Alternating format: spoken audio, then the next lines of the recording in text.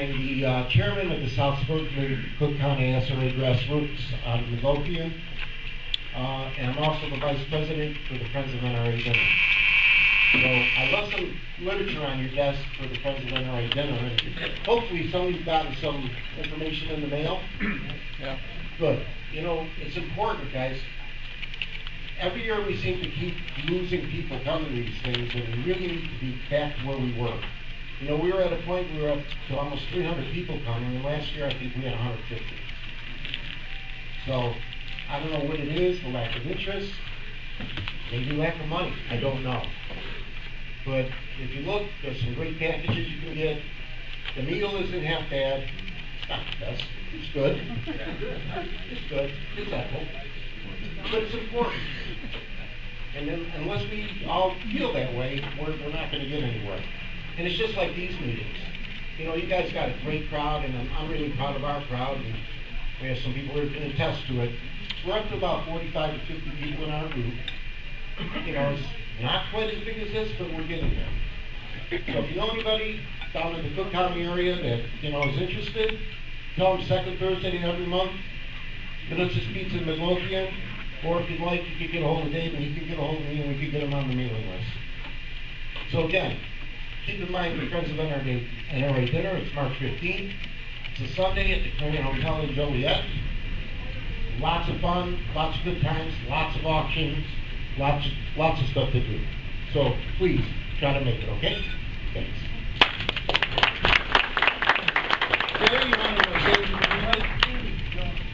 I was there a couple of years ago, and it's pretty good.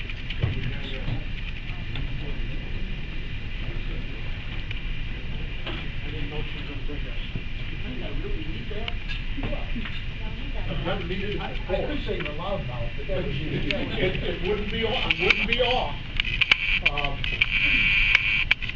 This is what I want to talk about. Heckle. It may be the most important thing we can do outside of giving millions of dollars. We don't have millions of dollars. I give money to Trump and every other people that I can. However, I don't have millions of dollars. I thought you got overtime. Yeah, I did. They didn't pay me money, but they paid me in time. This is April 1st. It's a Wednesday. It's a Wednesday for a reason, because we have to go when legislature's in session. The news media is not going to cover us. They tried not to cover Virginia. There was going to be riots and fights and white supremacists beating up every minority that was within 500 miles, and none of that was true. So they got stuck. Well, we have to do the same thing. We have to be there. We have to have 20,000 people, be nice.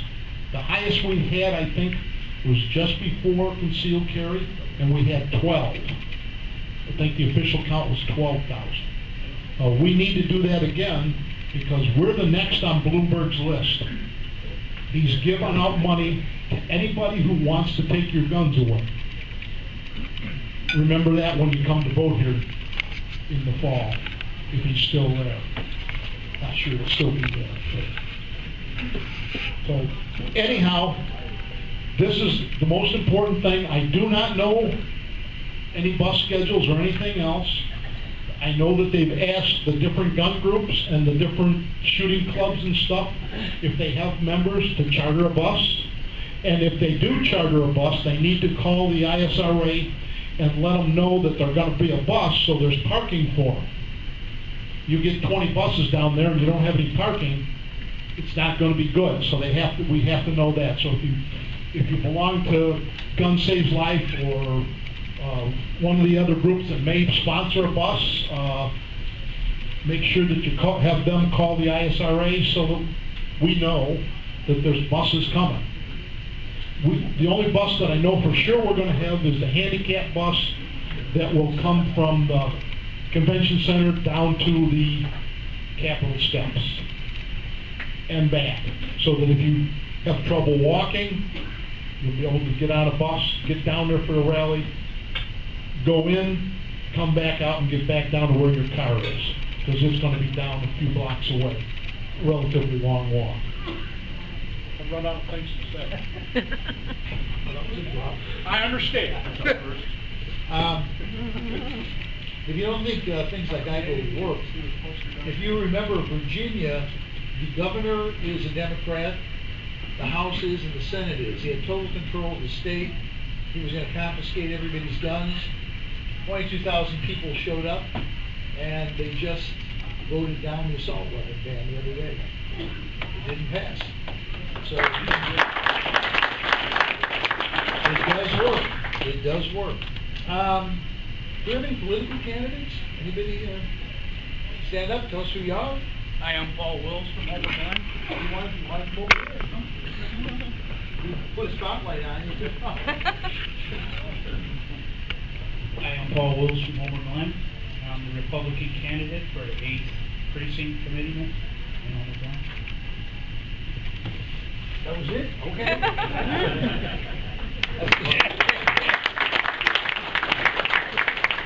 We need to talk about an elevator pitch. We'll talk later. Any other political candidates? Okay, all right. So our guest speaker is Dan Heckle. Dan is with Boy Scouts, and he is business development director, right? Business development director. So he's going to talk a little bit about scouting and shooting and things. So come on up, Dan. All right. Well, thanks for the welcome, David. I appreciate it. For those who haven't heard, it's been a heck of a week, right? Yeah. Well, let me tell you let me start off with telling you a little bit of a story about myself. Again, he said Dan Heckle, and I grew up a little bit north of here.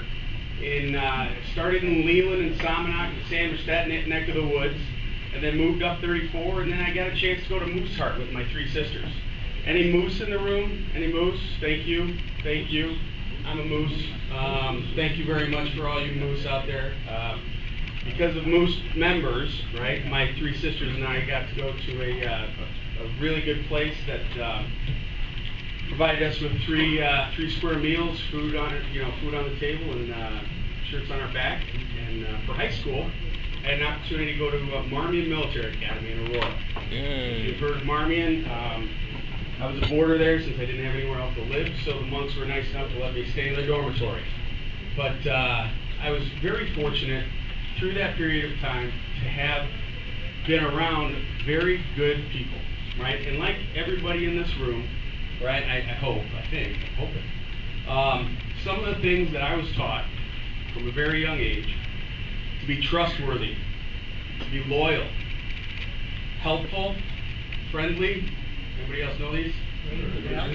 Brave, courteous, kind, obedient, cheerful, thrifty, brave, right? So those are the things that I was raised up to believe.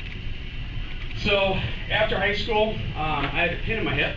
So the government said, you know what? Thank you for applying. And during the Gulf War, apparently they didn't take guys with pins in their hips. So my career plans had to change, because I thought military is what I was supposed to do. And when I didn't get into the military, I decided to go into the EMT course, and I took that.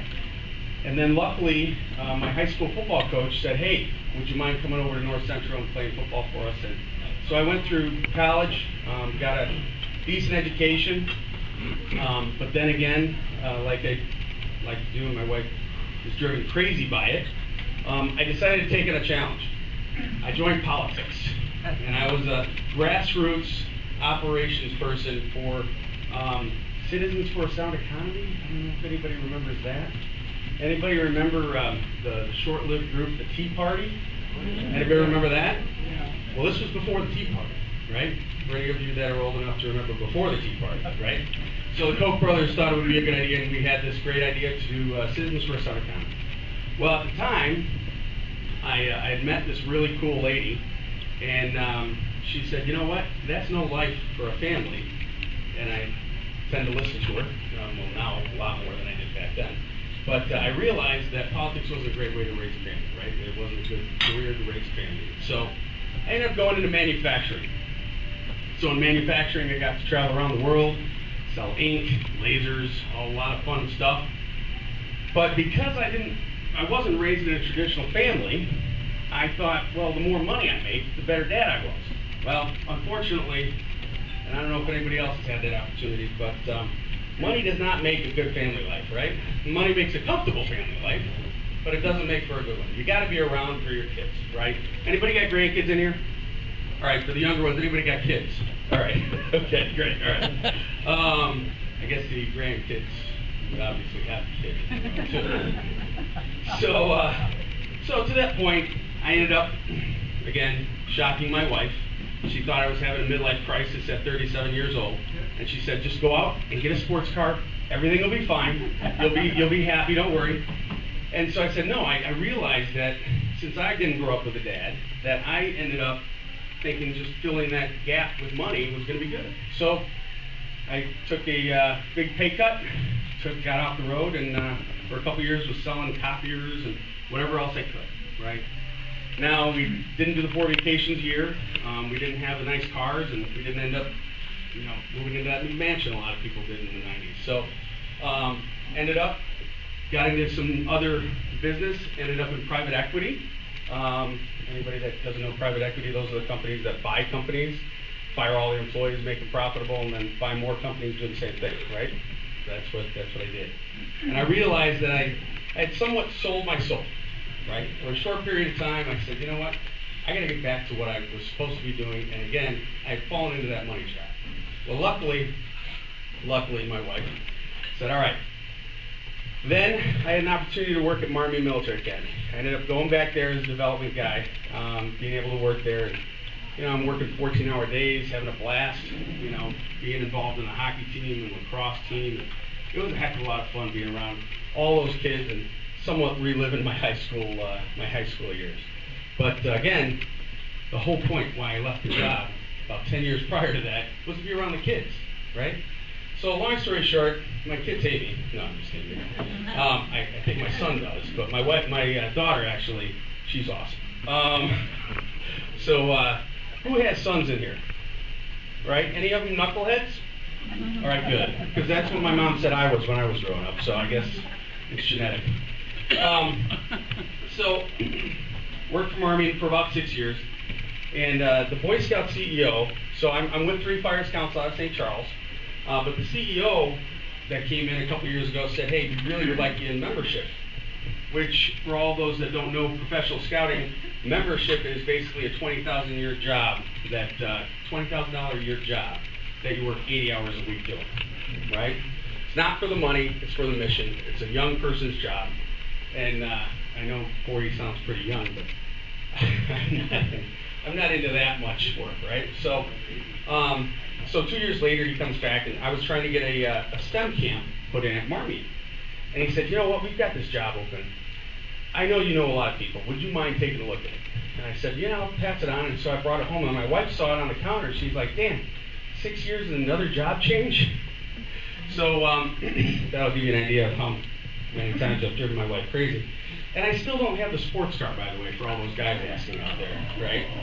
So long story short, when I told her I was going to go from the Catholic Church and work for the Boy Scouts, she literally thought I had finally popped that last brain cell in my head.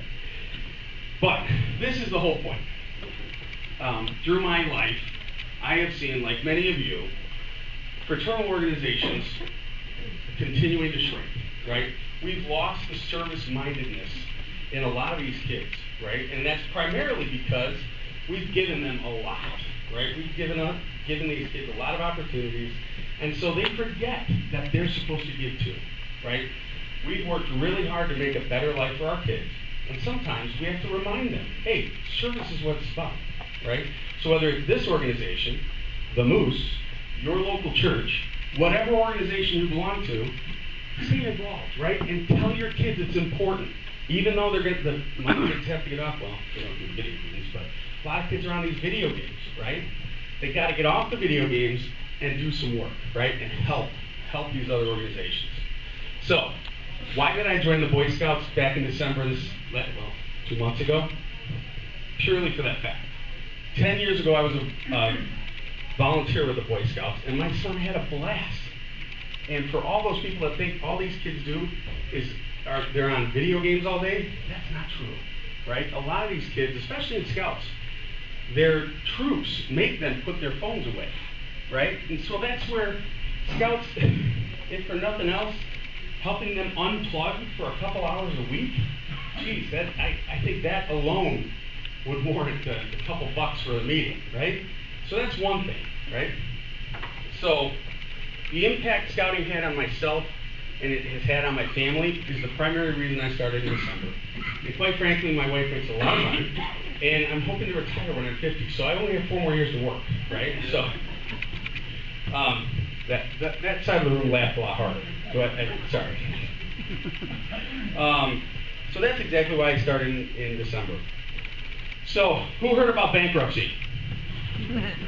All right, everybody's heard about bankruptcy. Who's heard about the Boy Scouts going bankrupt? All right, good, all right.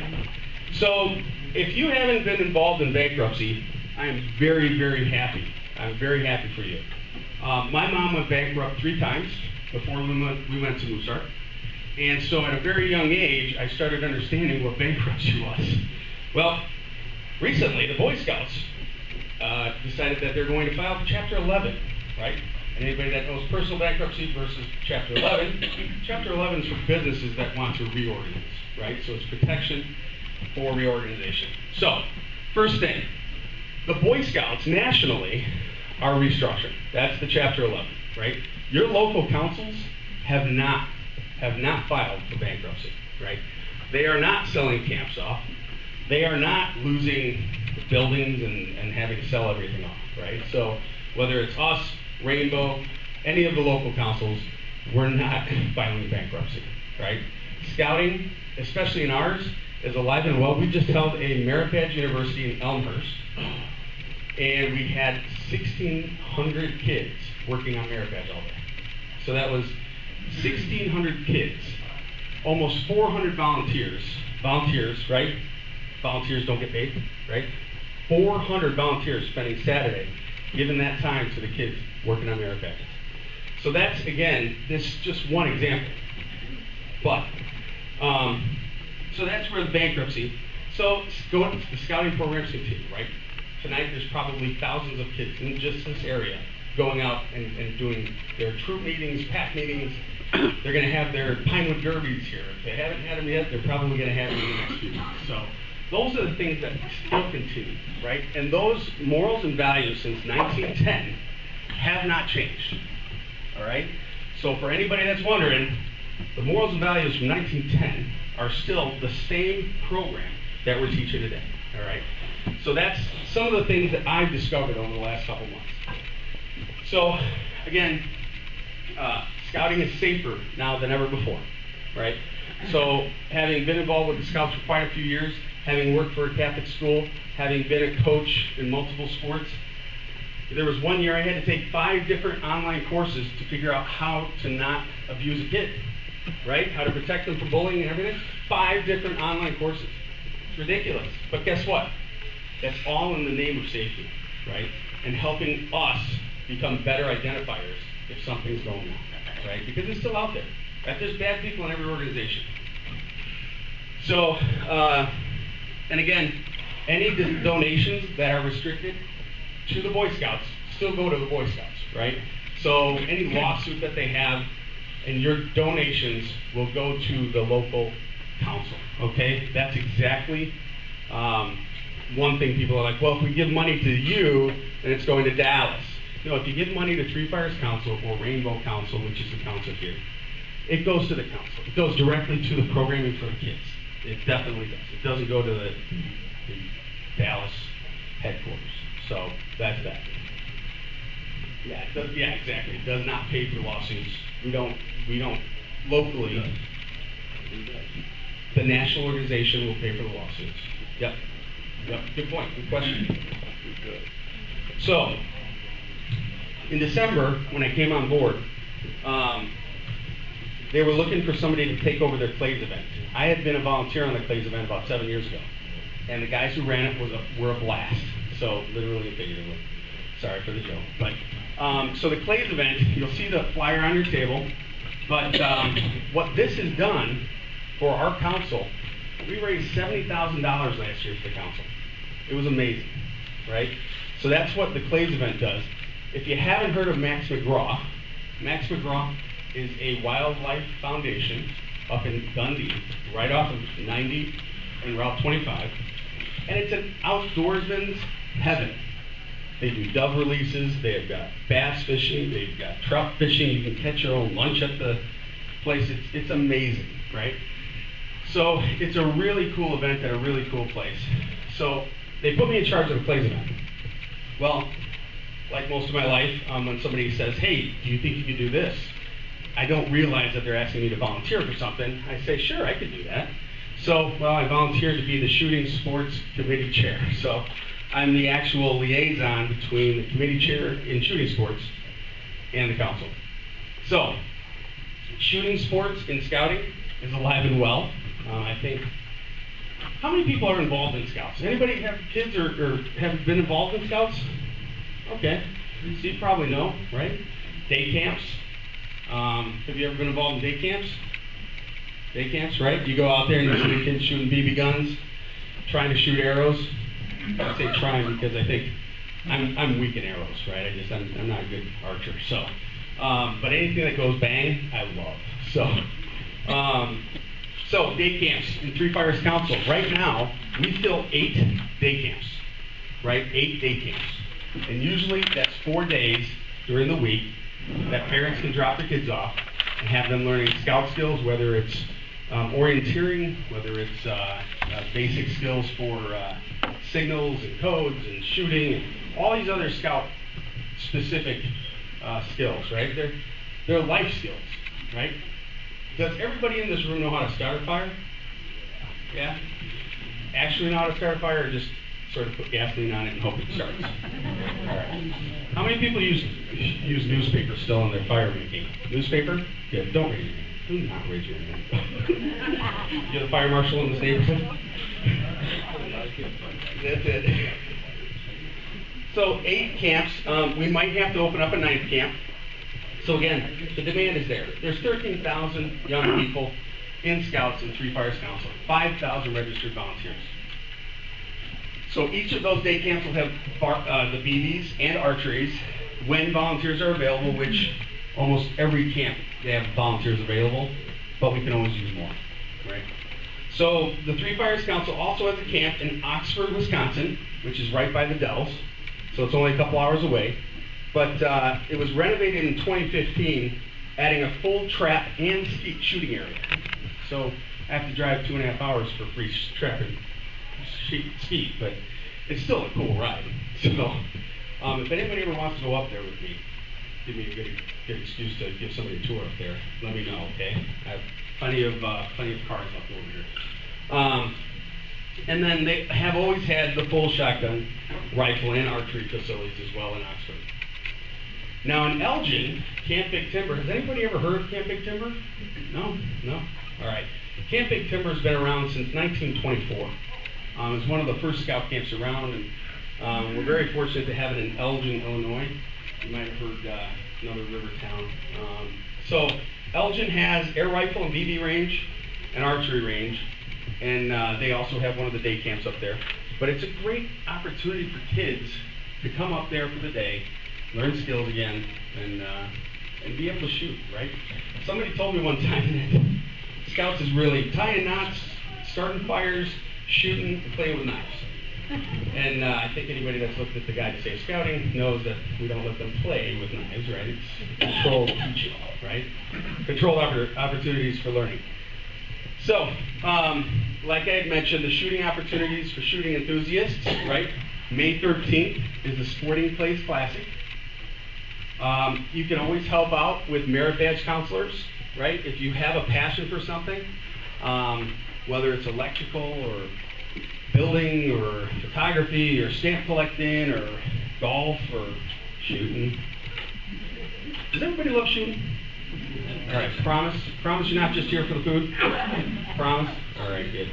All right, so merit badge counselors, some people that are a little bit more courageous, committee volunteers, right? Sometimes all we need to do is have help cleaning the guns, storing the guns, making sure that the ammo blocks aren't broken, the kids haven't pushed through the 22 little blocks. Day and summer camp volunteers, right? We always use, we can always use more help with summer camp, right? And up in Camp Big Timber for day camp, or up at CFL in Wisconsin. If you haven't been up to CFL or up to Wisconsin in a long time, the cheese is still there, the beer is still there.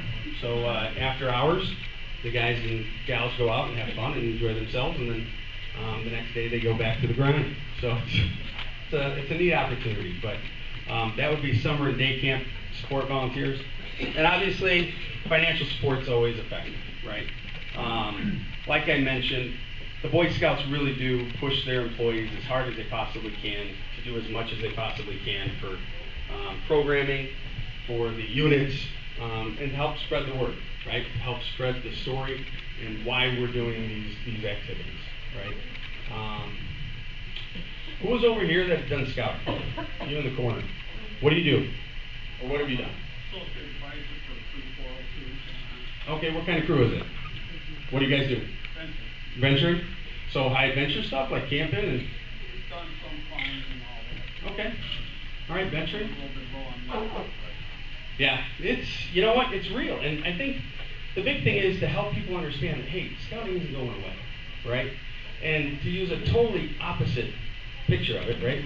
If McDonald's corporate went out of business tomorrow, right?